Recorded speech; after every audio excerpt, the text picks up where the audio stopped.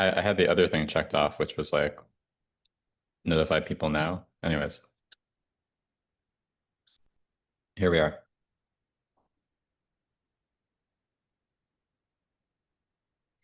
All right. Welcome everyone to Through the Portal. Together, we step across the threshold into vision, creativity, and the deeper stories waiting to emerge.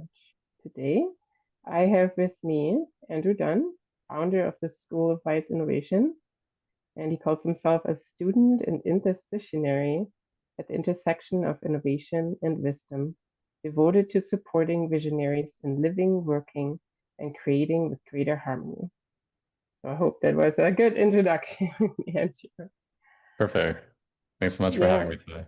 yeah, welcome, and I'm really happy you're here. Let's start off with talking about you. I would like to hear and would like the listeners to hear more about you and kind of the heartbeat of your work and your vision for your work and what it does. Absolutely. I really trained in the business entrepreneurship track and way of life through grade school, college, first jobs in the startup world and beyond. So there was this conditioning around bringing ideas to life in a certain culture for how to do that. At the same time, especially in my 20s and 30s, I was starting to get more reflective about my life and do things like going into nature and meditation and so on, cultivating my inner world. And I started to experience what I might call vision or downloads or big insights for beautiful possibilities. And those were magical moments. And all I really knew what to do with them was interpret them as, whoa, I'm supposed to enact this now or as fast as possible in these big ways as a company or some world-changing thing. And like, let's go. And I stumbled a lot along the way and started to get curious, like where are these mindsets and worldviews coming from? How might I and others relate with vision in different ways? And that inquiry has really informed a lot of my work the last few years in education and culture change around innovation. This question of right relationship with vision. How can we bring vision to life in ways that are better for all touched, including ourselves and our relationships that matter?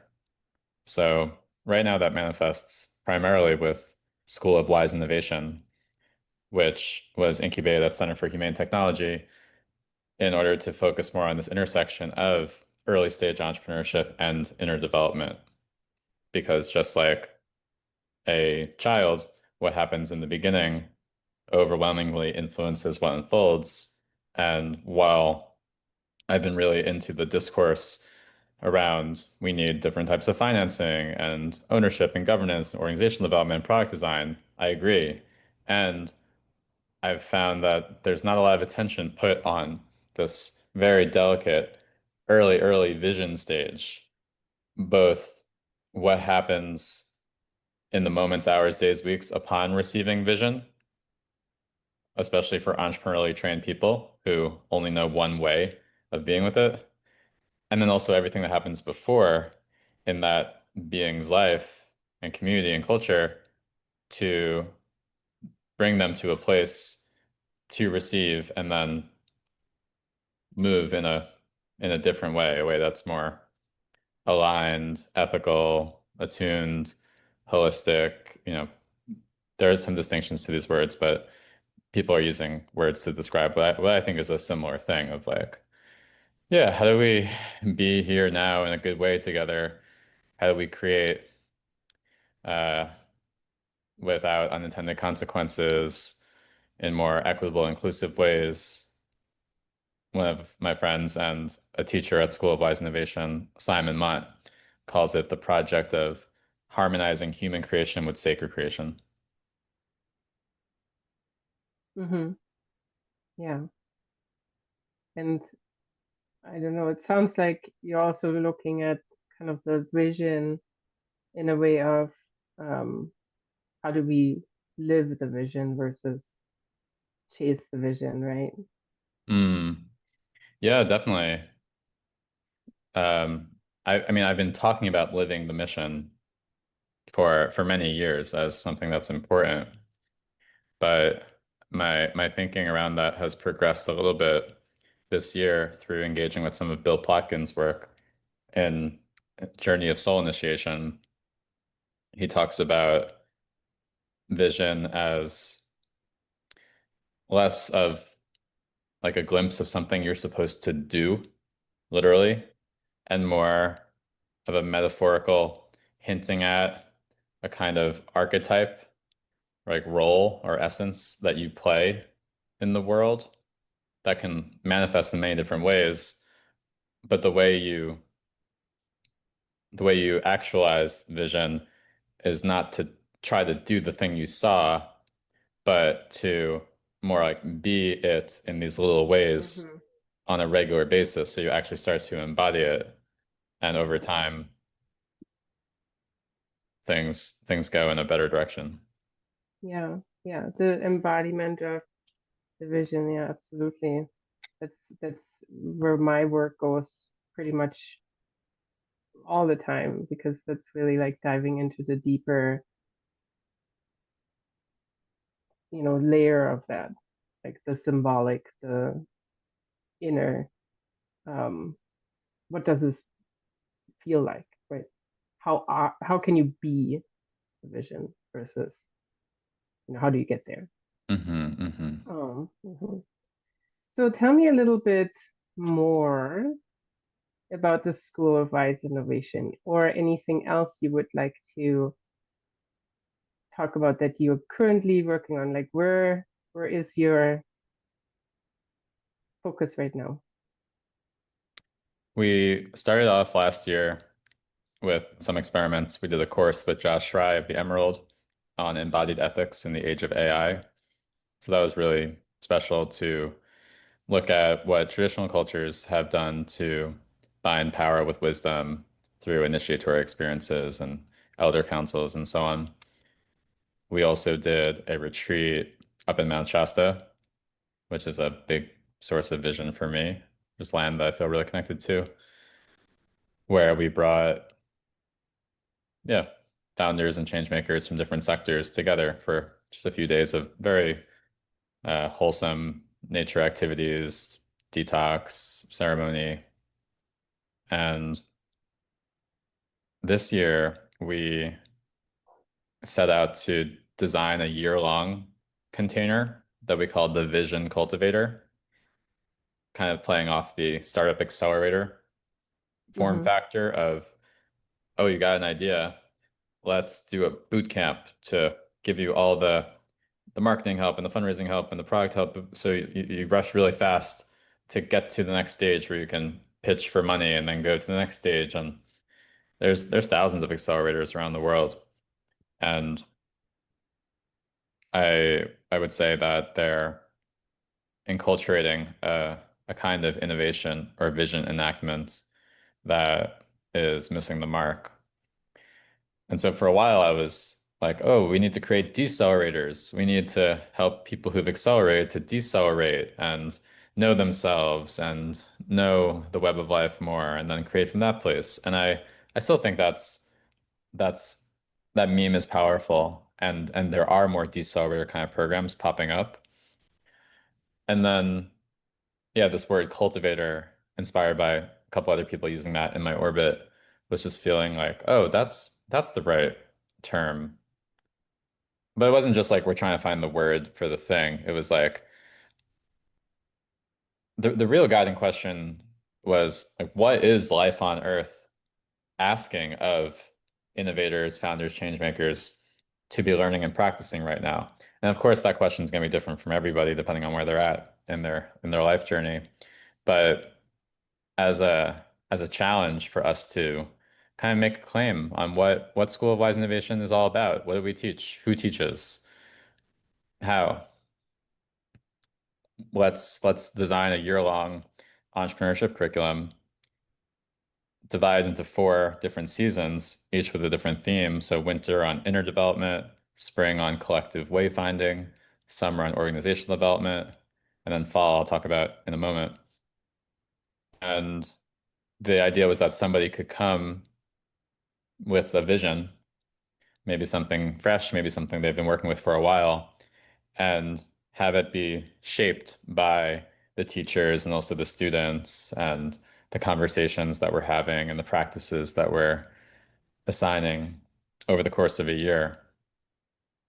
And yeah, now we're leading up to the fall cultivator, which while the winter, spring, and summer were each season-long virtual courses, the fall could have been a virtual course too.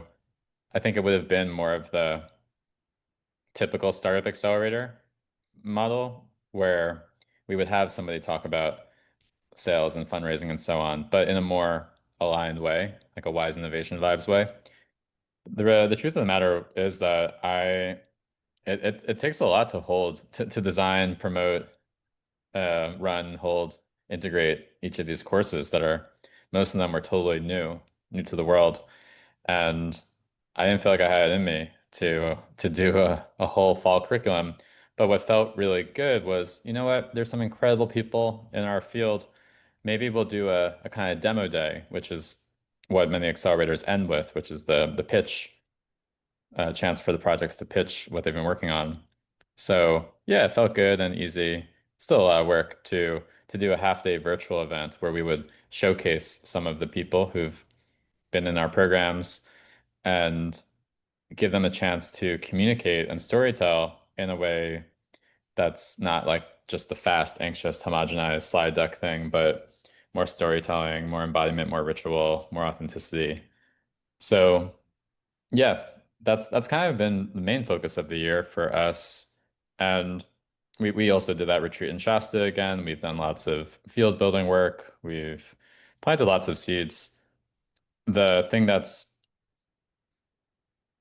ever alive right now is this vision piece, is yeah, just continuing to focus on that right relationship with vision inquiry. And I've learned a lot in the course of this year about that, but there's a feeling called to do more focused research, talking to people from different cultures about what they make of vision and how to be in right relationship with it, creating more content and tools to support people. So that is that is one thing that I'm leaning into for the coming year. Hmm. So if you dig a little deeper, why do you think that's so important personally? What's your why? Like why Mm. is it so important for you and for the world? My my current understanding, there's a few beliefs and they might not be very coherent with each other, but I have a belief that everything that humans create starts in the minds of a person or maybe a group of people. And we've created some great things, but we've also created some shitty things. And if we want to literally create a different world, then it seems important to look at this process of creation and how we can do that differently.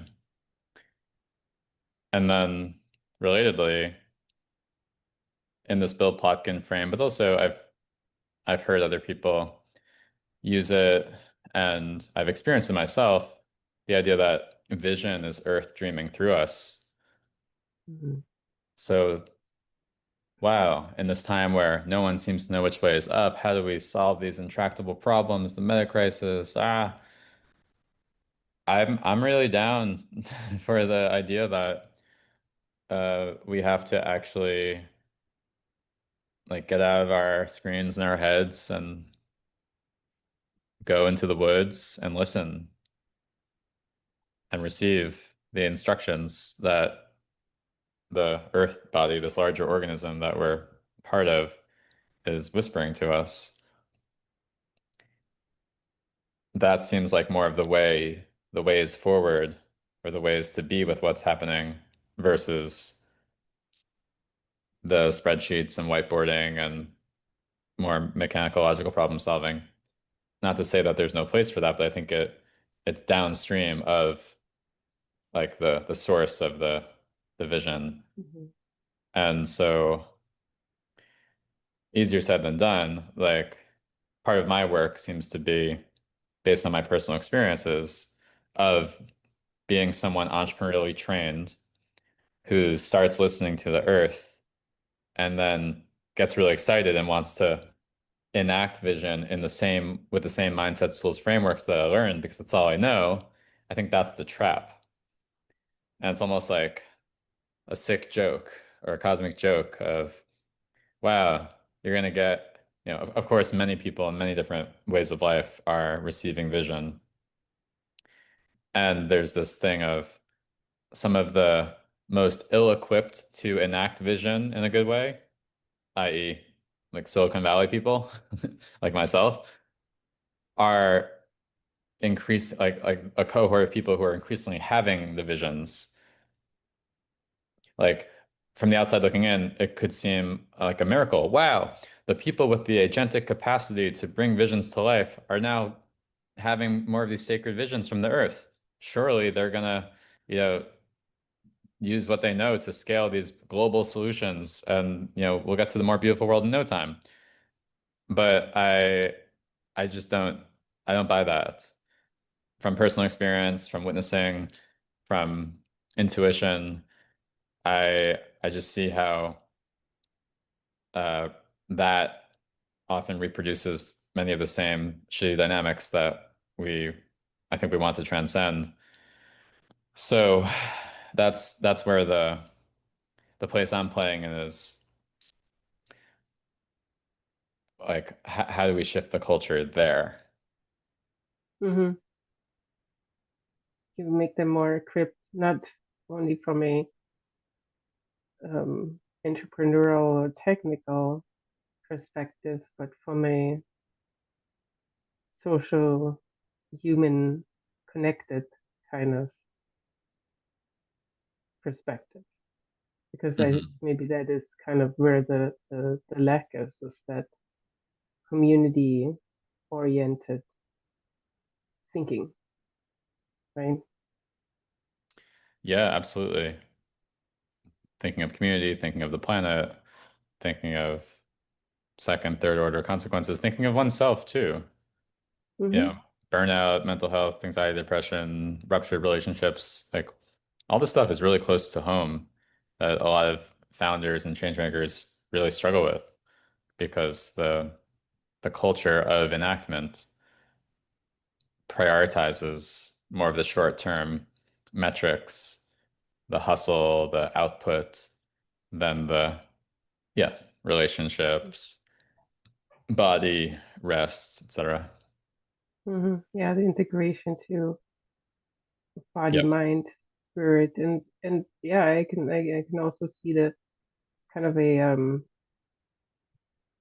definition of what success is, right? Like a redefining of what does that even mean?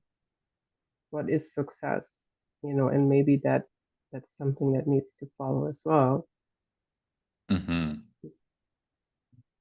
Absolutely. That's a huge one. Right. Yeah, that sounds great. I really love that you're diving into this much needed work. And yeah, I would love to dive a little bit into the more inner layers of your vision with you, if you're up for that. Yeah, definitely. I'll name that there is a vision in mind that I would love to work with and maybe talk about. I'm not attached to that being the vision that comes up in this process. So I'm curious what is going to happen, but Yeah, I hope to be able to it talk might about be that thing regardless. surprising. Yeah, It yeah. might be surprising, yes. If, whatever you need to come up will probably come up. Mhm. And so I'm gonna guide through a little meditation, and then we you can share, and I'm going to do some artwork, and we can talk about what came up, and we can talk about maybe the other thing if that's not what came up. Great. Okay. Yep. All right. All right. Let's get comfortable. You can close your eyes. That's good. And we're going to start out with just coming into the body and into the now. A little grounding, relaxing presence. And we'll take deep breaths. I'm not going to count anything, just however it feels good to you to take deep breaths into your body.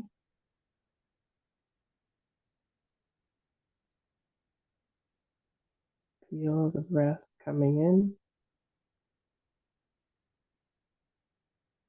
flowing out. And we're going to look at, just feel the body, feel the ground underneath, supporting your feet, supporting the chair, which is supporting you. That ever present support from Earth.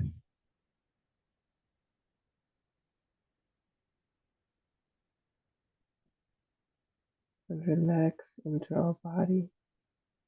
So on the out breath, I want you to just listen in, feel in any tensions you can feel. Usually it's the shoulders or maybe the thighs sitting.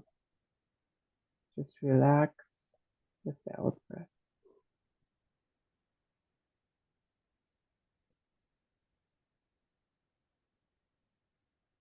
There's nothing you need to do right now. You're here in this moment, and that is good.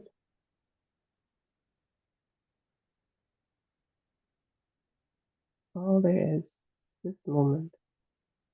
You sitting here, feeling your body, relaxing your muscles. Just create the space that is there. Feel it.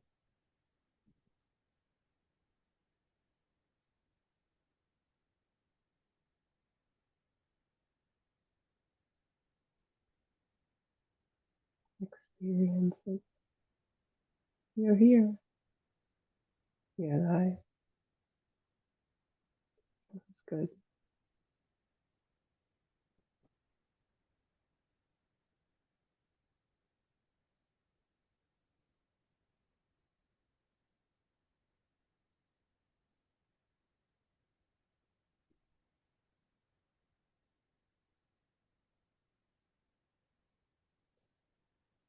Take a few more breaths.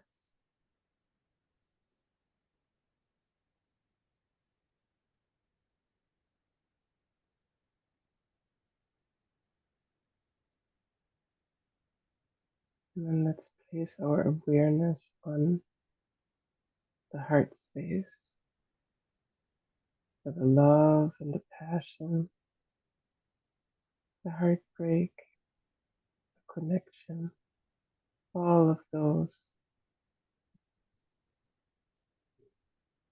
are there. The love that drives you to do the work that we do, the excitement you get.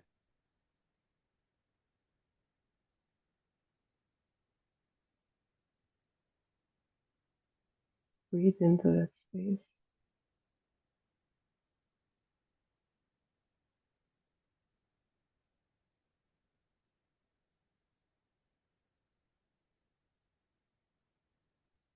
And breathe into the heart.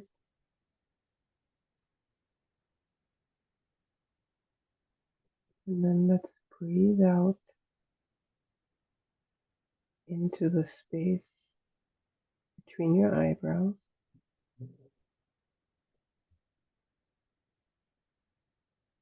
And breathe into that space.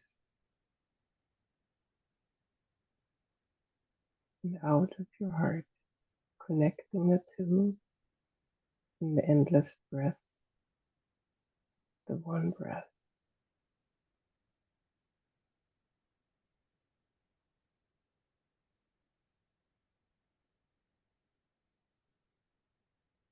And from the space between your eyes,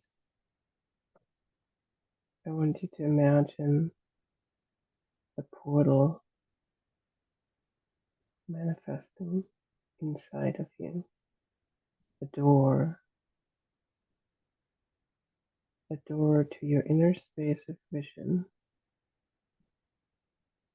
where what you need to see will appear.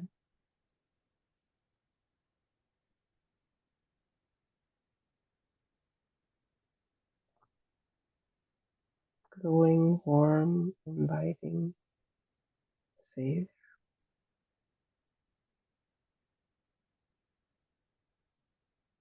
And when you're ready, I want you to step into the space. Open the portal and go through it. Let the vision space around you, your personal vision space,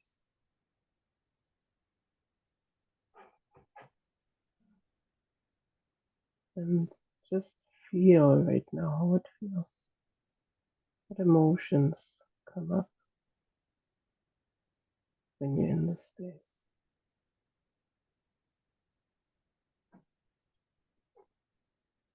Do you feel any sensations in your body?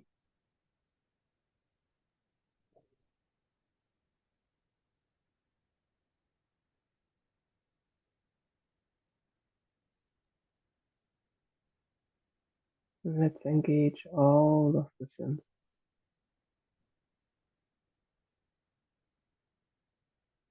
Put your awareness on sounds. Do you hear anything in this space?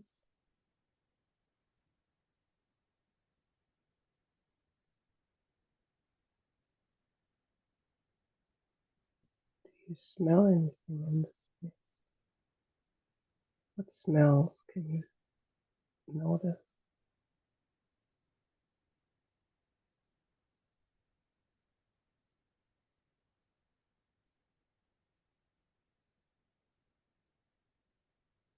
And then let's focus on the visual. Anything coming up? Do you see anything around you, close by or in the distance?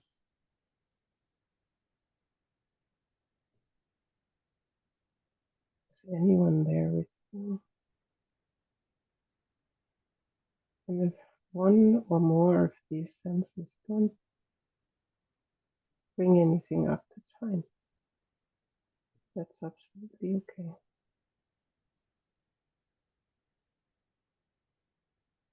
Even if you see nothing, it has a meaning. It's what you're supposed to see.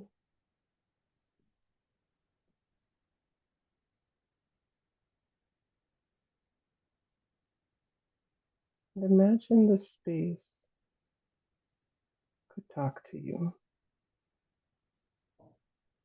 What would it say?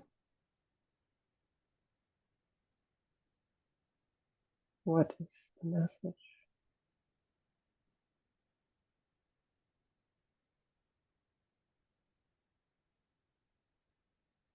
Now remember, this space is your space. You can always return. It's always there. But for now,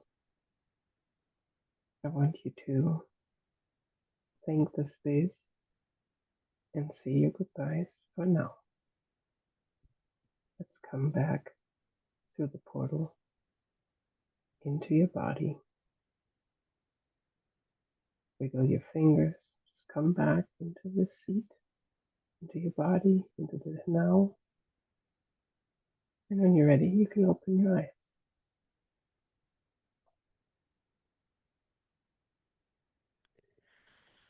Whew. That was a journey. Yes. So,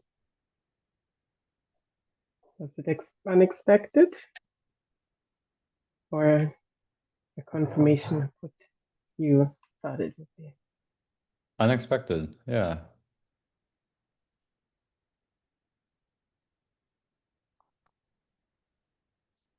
What came up for you? You want me to share everything? What do you want to share? Yeah.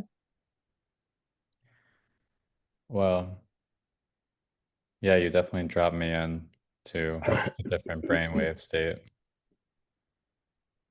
There was a little bit of distraction, just other things on my mind coming in here and there, where I would then come back to listening. And I don't know if I missed any of the prompts. Sometimes I had to struggle to remember, like, what did you say 2 words ago? Because I caught the tail of it in my consciousness. That's But okay. I think I was mostly with you. And then when I entered this room, it was kind of a dome shaped room, not so large, the size of a classroom or something. And what I saw was like screens surrounding the inside of the dome, kind of like a big control panel center that you might see in a movie Mm-hmm. where there's somebody or some people, yeah, running something and looking at all these different screens. And the screens were, it was all one continuous screen. It wasn't separate, but in the continuous screen, there were different, I guess, different visions, different future possibilities. I forget if it was all of mine or all that exists, including mine. And then at some point, with one of your prompts, that screen surface kind of dissolved into more of a, I think it was actually when you invited the senses, the screens dissolved into more of a living, like indoor garden or something, like an indoor biosphere, Mm-hmm. like you might see at a museum, Yeah. where, yeah, there was just lots of mainly plant life, but also I think hearing the sounds of birds and insects. And it was kind of a snapshot of the living earth now, which is is perfect in its own way and is representative of maybe where many visions are pointing towards anyways. Like there was a sense of, oh yeah, like the screens are pointing to abstract things, but it's all about this like living reality. And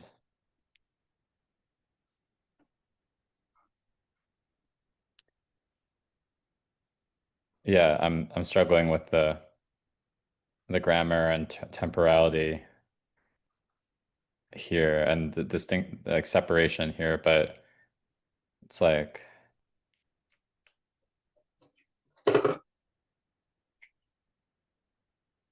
something like the visions of the future state, that state is here and now in many ways.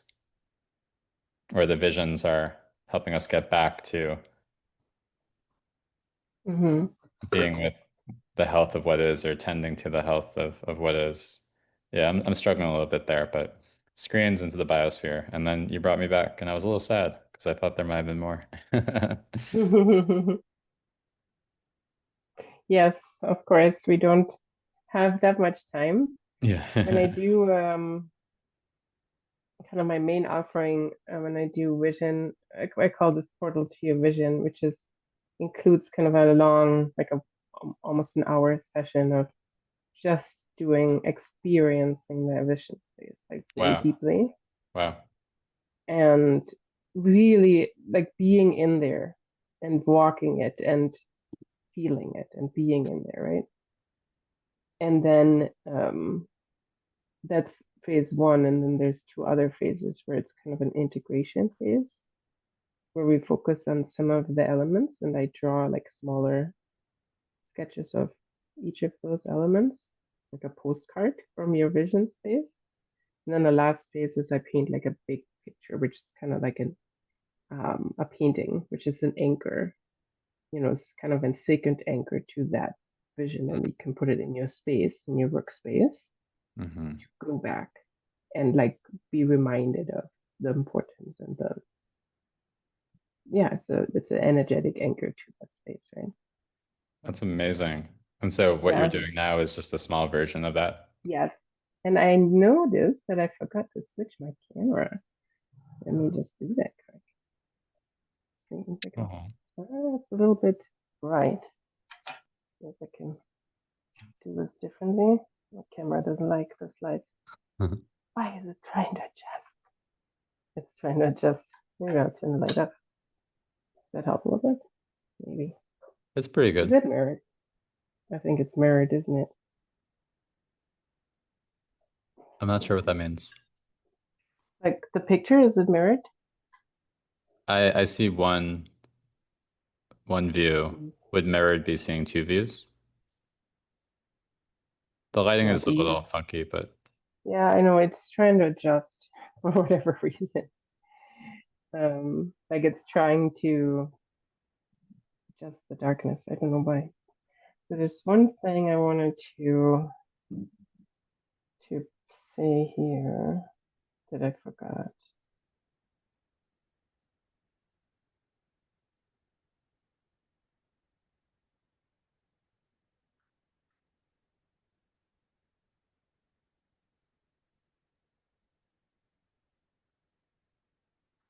You said going back to the visions are helping us getting back to what did you say? What yeah. are they? If yeah, I'm not trying to force it into that frame I was talking about earlier, but it's like the visions that humans are having around things to create in the world. I think they're all somehow connected to just helping people come back home to being with the beauty of the world and sharing that with more people, reducing suffering, yada yada. I'm going to use the word home because I really like Great. that one. Yeah, love that.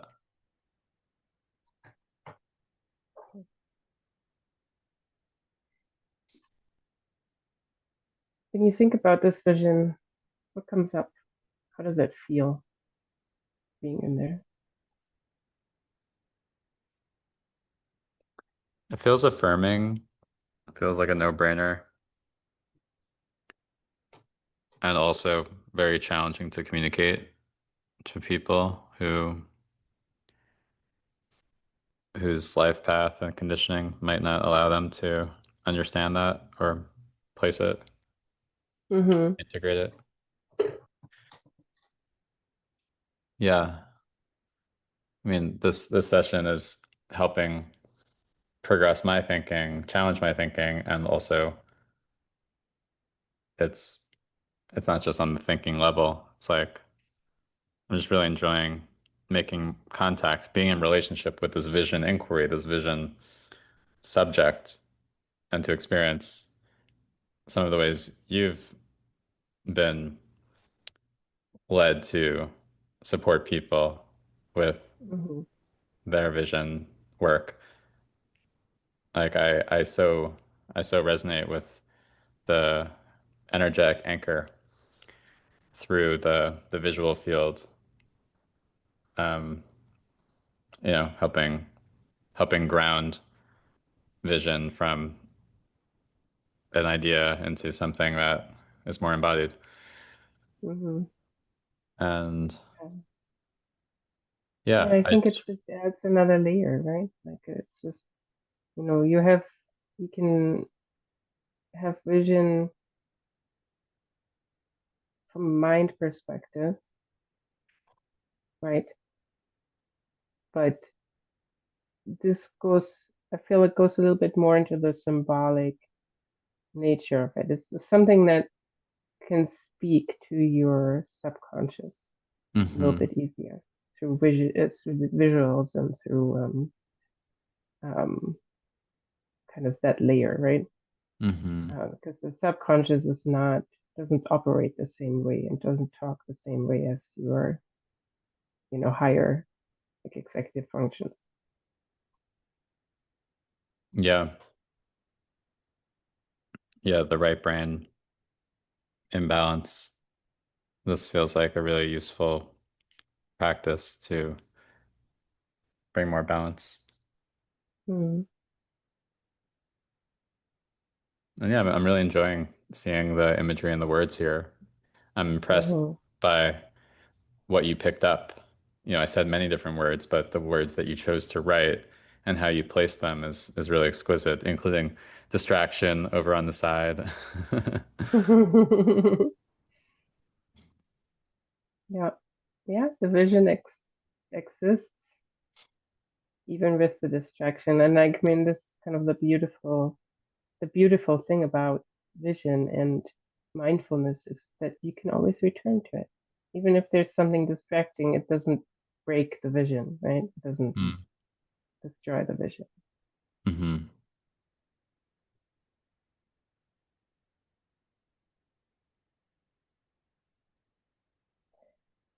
What do you think this transition from the vision screens to the inner kind of a nature dome? What do you think? What significance do you feel there? But for you, what does that mean to you? I think one way to interpret it, I think there's others, but one way would be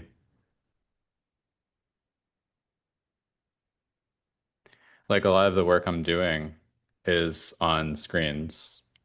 I'm doing a lot of Canva work these days, and that is one of the main ways I'm energizing some of my visions to help people to get back to the earth, just to oversimplify, to come home. And I'm also aware that if I spend all day doing that and not being with the earth and being with what is, intending that, well, then what's the point? Mm-hmm. Or how am I, where am I being, where am I sourcing energy and inspiration from? If I'm just on the computer, I'm getting a lot more Twitter, I'm getting a lot more WhatsApp groups, I'm getting a lot more, the left brain. And so I think there's something important in not losing sight of the the like what exists here and now in the natural world and what can be learned from that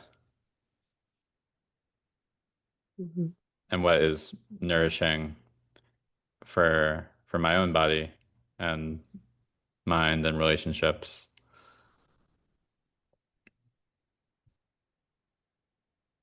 Mm.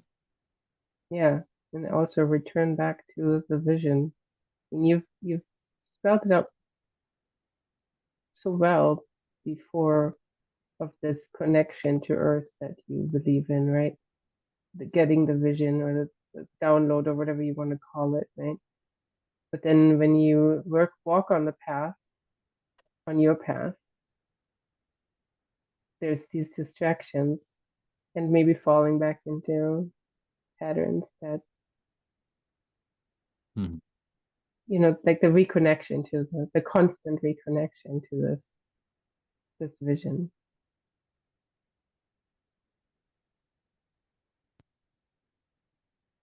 Yeah. Yeah. Reminders to reconnect are very valuable. Mm. Yeah, like you said, being the vision. And it's not easy. This is something that we've, I mean, that's the whole disconnect, right? That it doesn't come easily to us sometimes.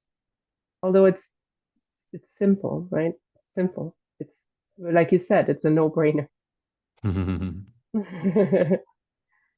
But maybe that's a good one too. A no-brainer. Don't use your brain. Use your body. Oh my God. Right. I love it. A friend was telling me the other day, he was like, yeah, I think the opposite of bliss is thinking. And I was like, yeah, that's a no-brainer.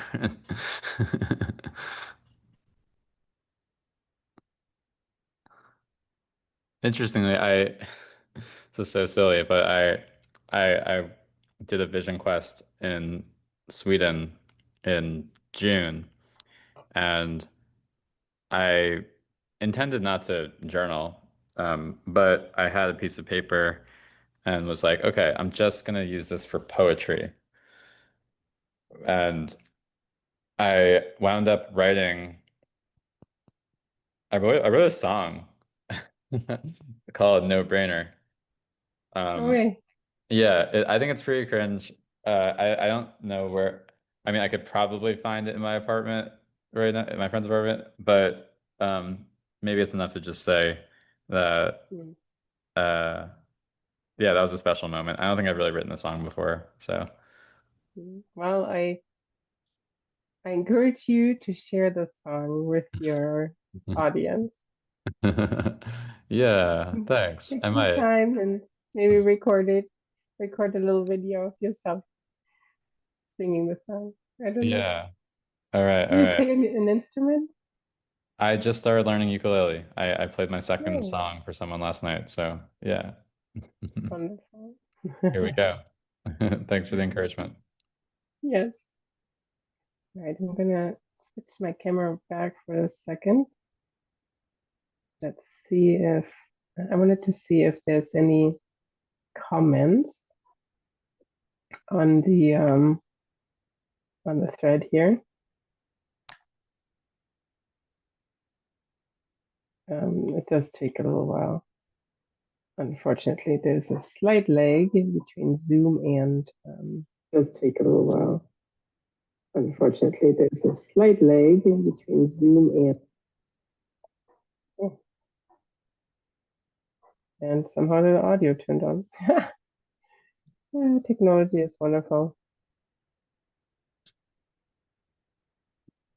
I don't really see anyone saying anything. Okay. Well, what would you like to bring up yet? What comes to mind? Anything you would like to Yeah. share? Well, one of the things that was distracting me during the meditation was thinking about this thing I've been creating. Placeholder name is the Vision Guide, and it's related to a vision that had been recurring for years around just imagining the proverbial tech bro, young founder, changemaker, coming out of some sort of ceremony retreat, imagining them coming out of a dome and they're all bright-eyed because they just had this like, big download vision of some incredible thing that's going to change the world and make them big and whatever. And and then outside the dome, somebody hands them something, something really special, a book, a booklet, a tool, and maybe even like takes them by the hand and sits them down next to the creek on a rock or something like that. And the combination of that guide and hand holding, like the physical thing and the like relational thing, being a powerful intervention point at that like moments after conception to help guide the next steps in a good way. And I was able to energize this a little bit this summer. I made this flyer and printed it out at some festivals and sent it around. And it was like, got vision? Here's some suggestions. And meanwhile, I'd been thinking about writing a book for many years. And I was like, oh, maybe there's a book here. And what seems to be the nice middle step between a flyer and a book is a booklet, which is kind of what I was sensing anyways. And so I've just been having so much fun in Canva because they have this functionality where you can print something but really Mm-hmm. easily. You just like print it and order it to your address within 3 days. And one of the things you can print is a small booklet. And the design constraint is 24 pages. So it's like, great. I have a lot of this content and I can work with 24 pages. It's a lot less daunting than, 300 pages or something or 100. Mm-hmm. So I've just been cruising the last few days. Uh, I mean, I'm not rushing to get it out, but it feels really good to, uh, yeah, synthesize and massage and also leverage some of these AI tools. I can be like, hey, Canva AI, what kind of background would you recommend with the content that's on this page? And they make the image and it's like, great, just drag it. The ability to do all these things is really mind-blowing. I'm trying to be really thoughtful about how I use AI tools because I don't want to Mm-hmm. atrophy some of the things that I value and enjoy doing. But I don't enjoy figuring out printing. And I also don't, I mean, I like graphic design sort of, but I'm totally happy just to make mid-journey prompts and let Canva tell me what would look good. If I had more budget, I would totally pay somebody, and I might try to fundraise for this too to make it really nice because ideally this would be another energetic anchor, something that Mm-hmm. would be altar worthy, something interactive and um, dynamic. Like you would you would walk with it while you're walking with your vision. Mm-hmm. Yeah. Yeah. So stay Yeah. tuned. So it's an integration tool. So thinking of this tool that you're developing and thinking of the vision you had today in this session, what what do you think your next step is for what do you do with this vision? The dome. Mm-hmm. Well, I feel called to share about this experience in some way because I think it's good and important. I I also built this new tab Chrome extension. So when you open a new tab or new window, it displays some images that you've favorited basically.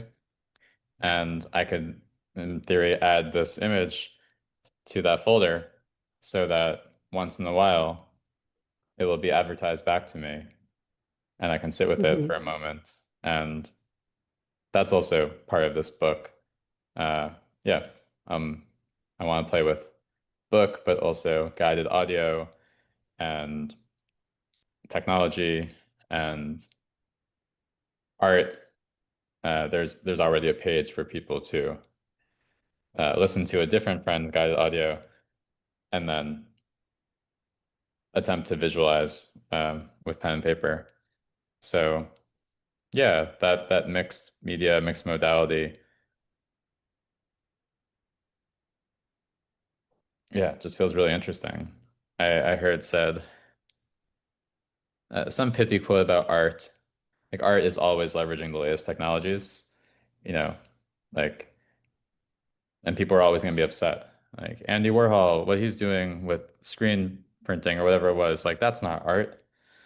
Um, you know, and yeah, I think this is a whole debate around AI art, but Yeah, yeah, it's interesting. Yeah, I have my own opinions about that because I always think there's a difference. There's different kinds of art and what they are used for and what they mean. mhm. So, yeah. Yeah. And then there's always the connection to the artist that is a completely different layer to the art you know, that definitely is different than when you use AI, right? Hmm. Absolutely. Yeah, whole other topic. That's true. Well, I think we're getting to the end here. And I want to respect your and my time and the listeners' time. It was really great, and I'm really happy that you joined. And I enjoyed being a little part of your inner world and your vision, and being able to kind of bring that on this page for through me. That's that's very fulfilling for me as well. Mm. Like, yeah. Yeah, super grateful for this opportunity. I yeah, I look forward to sharing and meeting more vision tender folks like you. I think there's a lot of us out there. I wonder how we might all get together sometime, trade notes, Yeah, support each other. and connect. Yeah, collaborate Yeah. for sure. All right. I want to say goodbye to everyone on the stream. Thank you for listening. Bye.